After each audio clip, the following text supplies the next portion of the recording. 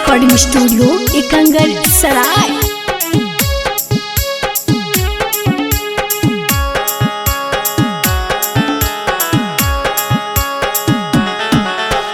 DJ Kanchan Raj Muzaffarpur. Presented by Riska films. आगे लगन के दिनमा कुमारे में होलो महीनमा, आगे लगन के दिनमा कुमारे में होलो महीनमा गे छौरी त एगे छौरी कर ले तू ढोरी में कजरवा न लगतो ना जरवा गे छौरी त एगे छौरी कर ले तू ढोरी में कजरवा न लगतो ना जरवा गे छौरी।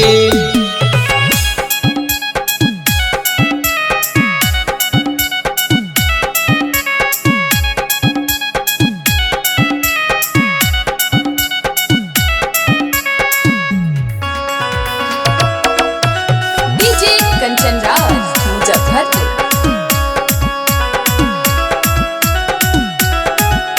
रिस्का रिकॉर्डिंग स्टूडियो एकंगर सराय। देवो आशीर्वाद छोरी हो जाई मियाँ बाद गे तोरा मैये के हम बनबो दमाद गे।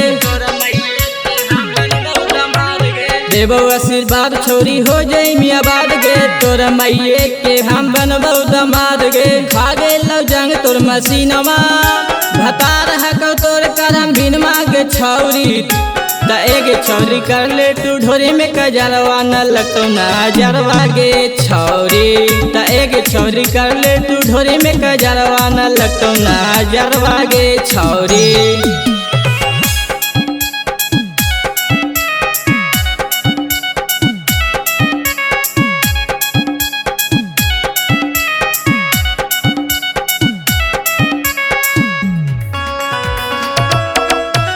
डीजे कंचन राज मुजफ्फरपुर।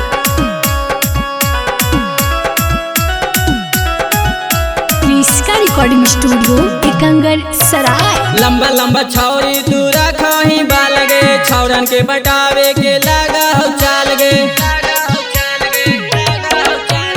लंबा लंबा छौरी तू रखही बाल गे छौरन के पटावे के लगा हो चाल गे। कहा हसनी नीतीशवा झाड़ देता तोरो बत्तीसवा गे छौरी त एगे छौरी कर ले तू ढोरी में कजरवा न लगतो ना जरवा गे छौरी त एगे छौरी कर ले तू ढोरी में कजरवा न लगतो ना जरवा गे छौरी।